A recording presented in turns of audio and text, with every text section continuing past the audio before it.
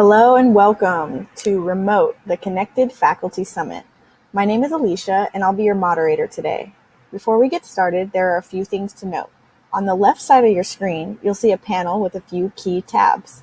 Chat, this allows you to interact with your fellow attendees. Questions, enables you to submit a question for the speakers to answer at the end of their presentation. Slides or any other related resources can be found in the Handouts tab. If needed, resize and rearrange the panels on your screen just like you would a browser window. Click the icons on the bottom of your screen to open and close additional panels such as speaker bios, abstract, share, and often handouts. Should you have technical issues, please refresh your browser. If the issue is not resolved, please submit a note to the Questions tab for assistance. Today's presentation is being recorded and will be available to watch on demand after the event. Now on to our presentation, designing with quality and engagement at the forefront. Discussing today's topic is Angela Gunder, Vice President of Learning at Online Learning Consortium. Please, now let us get started.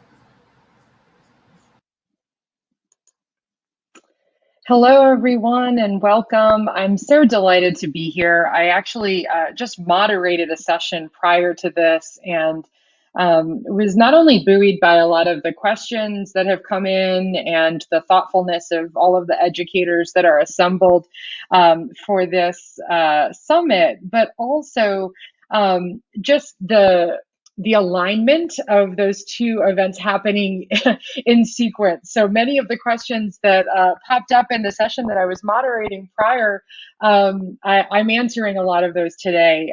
But first I want to begin by just giving us a brief agenda of what we plan to do. I'd like for us to start by taking a look at some of the challenges that many of us have not only faced in particular during the pandemic with online instruction, but really the shift to remote instruction, and then start to share some practices. And second, in all of the presentations that I tend to do, I like to give a gift. One of my mentors is Jerry Hanley, who's the executive director of Merlot, which you should look up, merlot.org, for open educational resources. But he always says, give a gift and not a burden. And today I want to give you the gift of not only a lot of approaches and ideas, but resources that can be shared. And we're going to do so collaboratively, which I will get to a little bit later as well.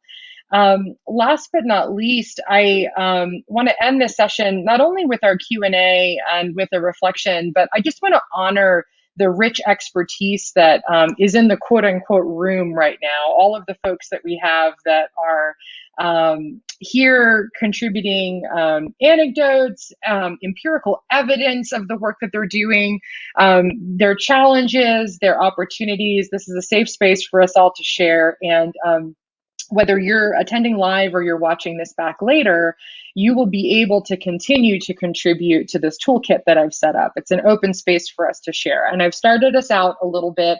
So when you get on there, you'll see that there are some resources that are collected currently. But in addition to that, just know that if you're watching this back, you can continue to contribute resources. So it's there for you. And this time is for us to share and to really focus on quality and engagement around online learning.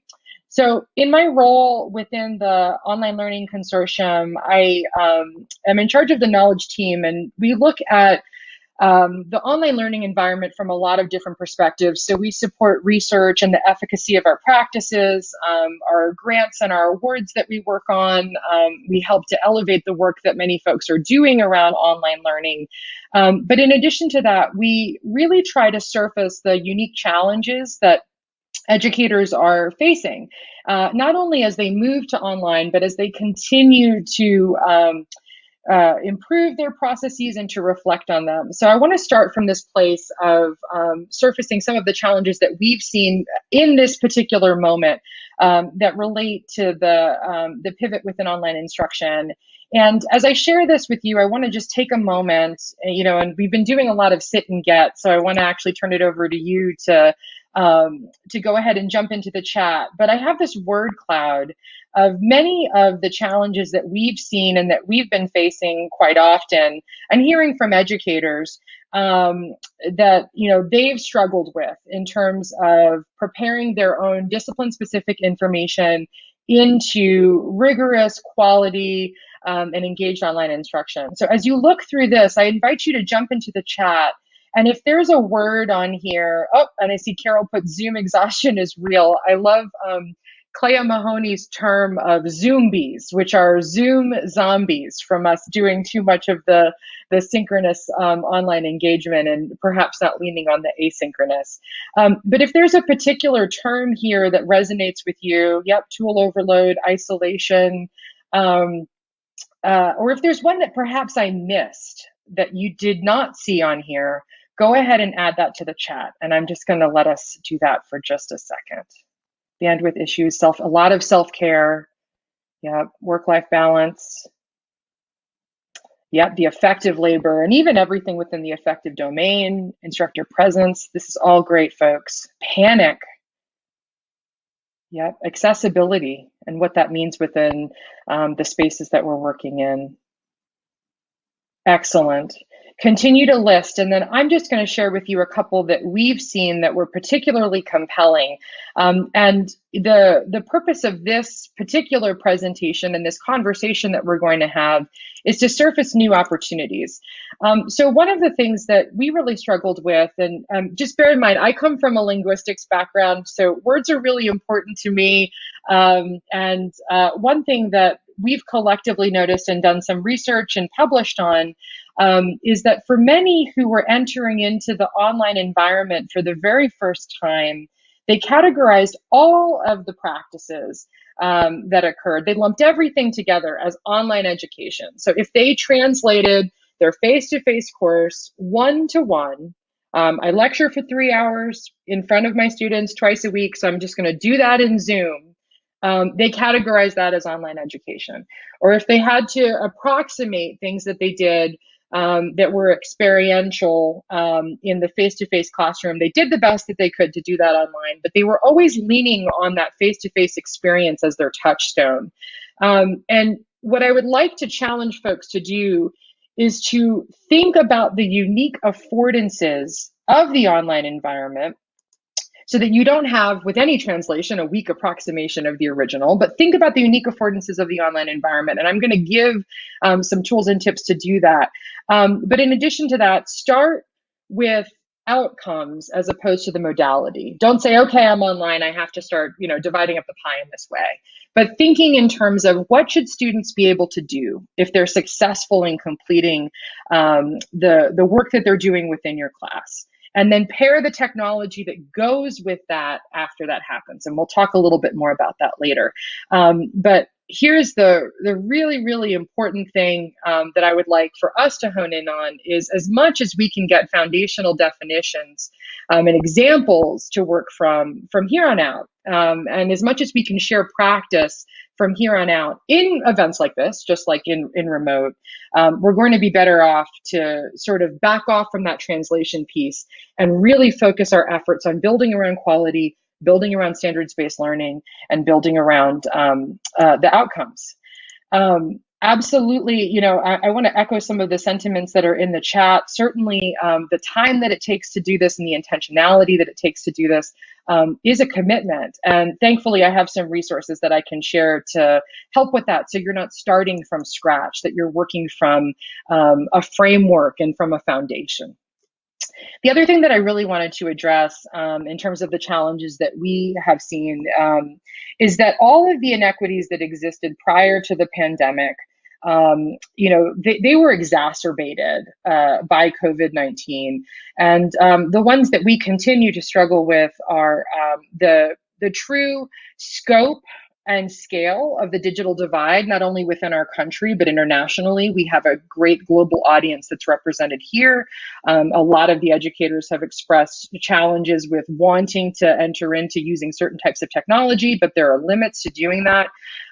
What we hear within the OLC is that a lot of institutions, particularly those institutions that are minority serving institutions, institutions that are in rural areas with limited access and bandwidth. I'm in Arizona, where we have large indigenous populations across the state, that if you put up the map of all of our tribal lands next to the map of our bandwidth, our high bandwidth within the state, there is an inverse correlation between those two, that there is not ubiquitous and strong bandwidth within those locations. So we within institutions that are asked to serve all of our learners are not situated to provide equal and inclusive education. In addition to that, we're really struggling with seeing how curriculum was designed prior in ways that would not allow for ubiquitous access. So where individual students may not have the technology other than what's provided on campus to access courses other than perhaps a mobile device, we don't necessarily have a pairing to make sure that students can access that content. And in addition to that, what we've seen is that even students who are accessing their courses with mobile devices, a big struggle tends to be that those courses might be video heavy. They might require a lot of bandwidth for students. They might have large amounts of reading that needs to be done on a very small screen. So really shifting the focus in terms of making sure that we have an equitable share of resources, but also looking at some of the endemic issues of power and privilege that exist within our design work that we do. The teaching that we provide to our students is so critical in this time. And certainly the work of the many people who put together this summit is really focused on equity and starting with that as a core design principle. So for this session, and I promise it's only brief remarks because I want to include time for us to talk and to engage, I really wanted us to sit with this question of, what are the unique opportunities that we should be leveraging to ensure quality access and engagement within the online learning environment. But I will say too that the resources that I'm sharing, I want you to carry these with you for any modality in which you teach in, whether it's a face-to-face class, whether it's a fully online class, whether it's blended or flipped or any of the other terms that we've been using to describe the different types of instruction. These resources are really geared towards us thinking through how can we reimagine our learning environments such that they are rooted in student learning outcomes first and foremost. So if you were sort of waiting for, well, what's the answer, Angela, to this big question? I promise you I do have not only answers, but resources to share. But I want to harken back to what I mentioned prior, which is that this presentation is one part gift and one part collaboration. So my gift to you is behind this bit.ly link, which you can copy and share out. There are already people that are on this Google Doc that's behind it, and many of them have started to contribute. And the doc begins with some foundational definitions for those terms that I had mentioned prior about the difference between remote instruction and quality online learning. But if you scroll down to the header that says outcomes-based learning, you'll have a series of resources that I've left for you, and you will have the ability to add resources to this document too. So just know that this is a living document, a living gift, and we'll come back to this at the end. But some of the resources that I've left on this document, I'm going to take a little bit of time to elaborate on briefly, and then we'll go to our Q&A where I can answer some of your questions. Okay, so we had talked about thinking through all of the learning that we do as starting and building from student learning outcomes. And this is a long use practice. If you are an instructional designer, or if you know an instructional designer, or if you've worked with one prior, this is probably not the first time you've heard of Wiggins and McTeague and their work in 2005 on backwards design. And I really love this quote from their book, Understanding by Design. And just this notion that before we touch anything, any tools, before we build anything, we're really focusing on what are the meaningful and measurable actions that we want to see students perform to know that they understand the learning content that's been intended. So Wiggins and McTeague cite our lessons, units, and courses should be logically inferred from the results sought, not derived from the methods, books, and activities within which we are most comfortable. Curriculum should lay out the most effective ways of achieving specific results. In short, the best designs derive backwards from the learning sought. So I want you to sit with that for a second. Just using this notion of backwards design, how would this change the way that you approach your design and your facilitation strategies for your courses? How would this change your process for supporting students overall? And when you think of your current measures for learning, do you have opportunities to see that students have mastered topics? Are they measurable? Are they specific? And do students understand how they can achieve those outcomes as well? Backwards design helps with all of this, and certainly it feeds into another practice that is incredibly important, and that's course mapping. When I work with faculty, I often talk about course mapping and really in particular the concept of alignment. And I describe it as building a house. So your course map is your blueprint that goes over all of the steps that it takes to build a house, including, putting the rooms together and decorating, but also those big decisions of where it's located, how it's structurally put together, how you'll improve it over time. And this concept of alignment actually is leveraged within the course map to say, if you're starting with your outcomes in mind, if you're using backwards design, you're going to think through all of those objectives that describe measurable actions that students, should be able to perform if they successfully complete the assignment. Ideally, your assessments should give you that knowledge.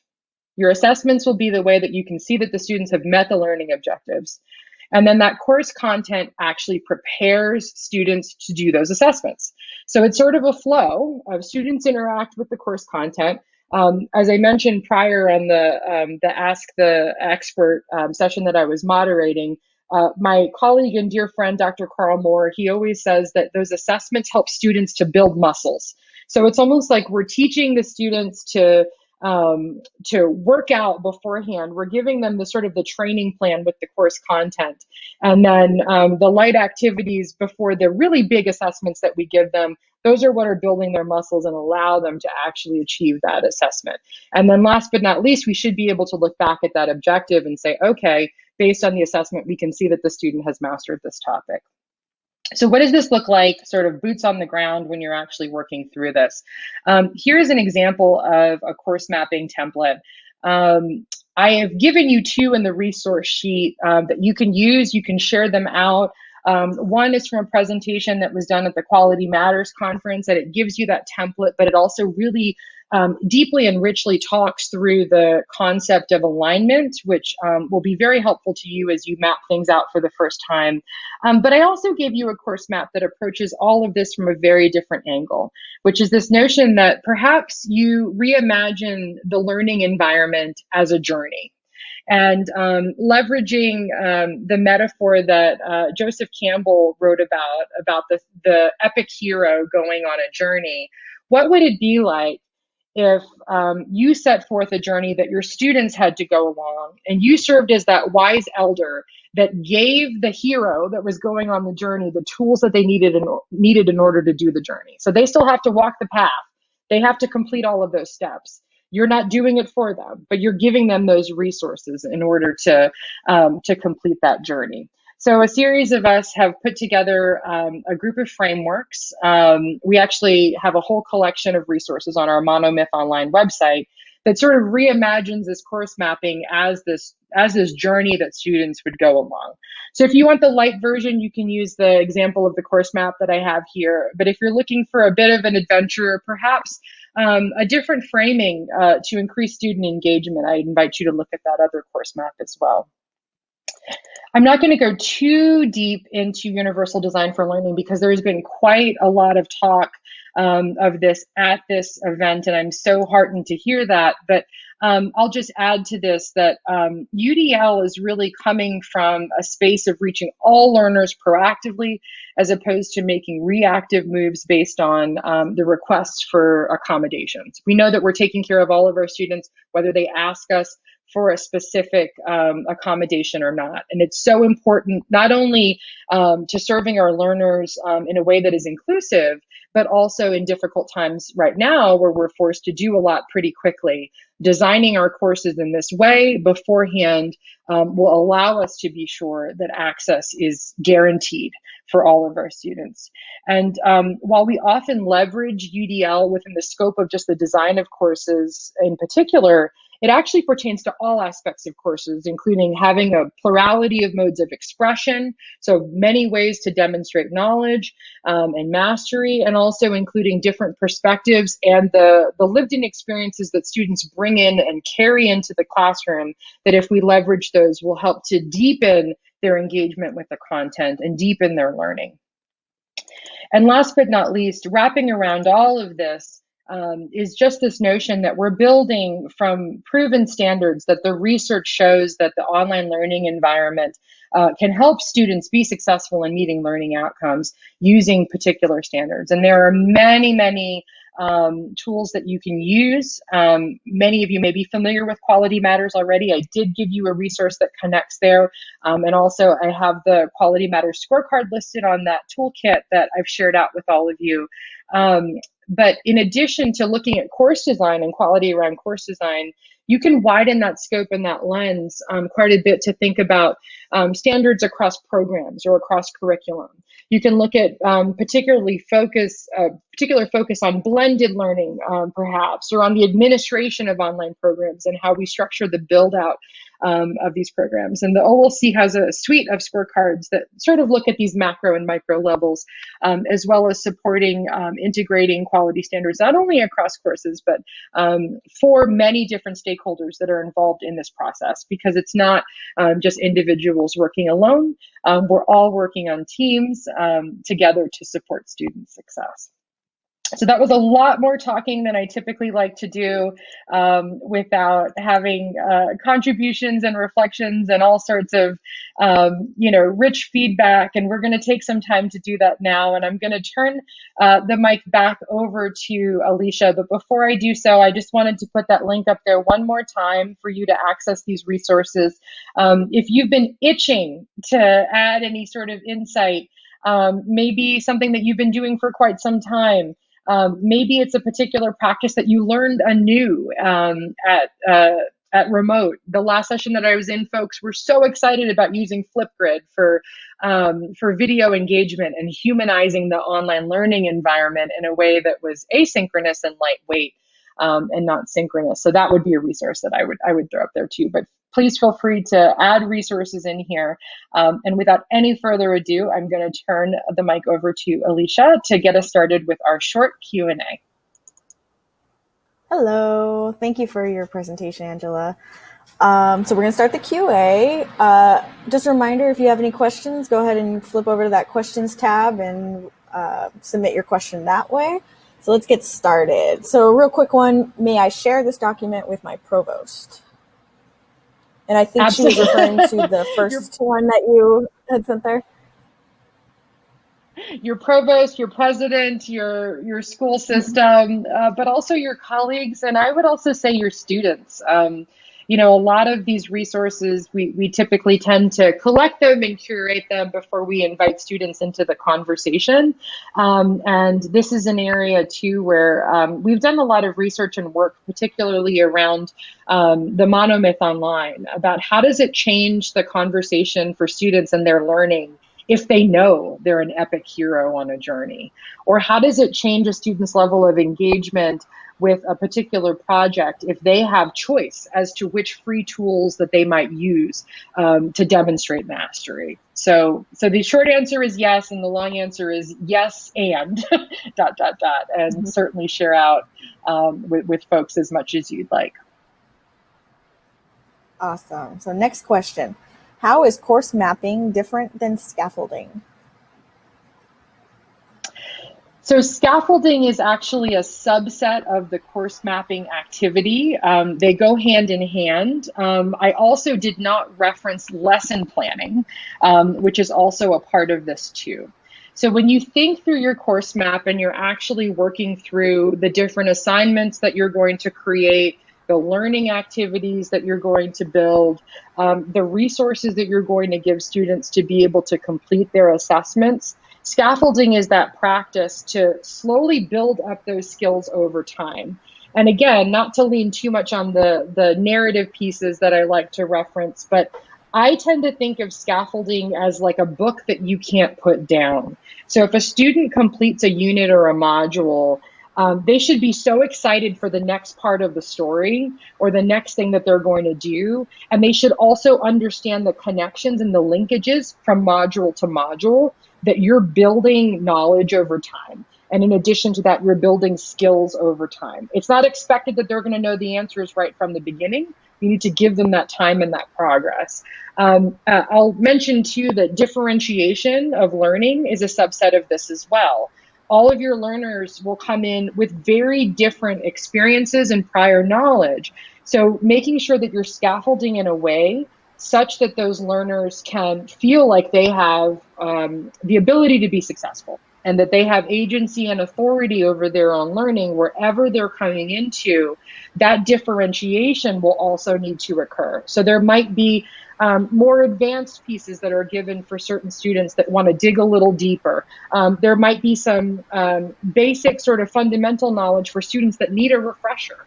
There might be even some sort of contextual examples that can say, okay, this is really tricky, but here are some real world examples that will help you understand this a little better. All of those pieces fit within that same microcosm. So thank you for bringing up scaffolding. And I will say too, I just want to underscore that every single practice that I just mentioned, not limited to online learning. It is for any modality, whatever type of course you're teaching, even if it's a faculty development workshop that you're giving, that's informal. All of these practices help and make sure that we're meeting the outcomes that we're intending to meet. All right, so let's see. We have time for a few more. Where can we find more information on course maps? The internet is your friend. I've put two in here. I will tell you, in all of my years of working as an instructional designer and then managing teams of instructional designers, I felt like choice was really important for course mapping, and everybody sort of figured out their own personal formula. And certainly when I teach, I have a way that I course map that is different from some of the course maps that I give to my faculty, because it's just my own personal mode. So what I will do for you is I will add into the toolkit some more different types of course maps, so you can see some different ones. In my previous position where I was managing a team of instructional designers, I think we had about 7 different course mapping tools.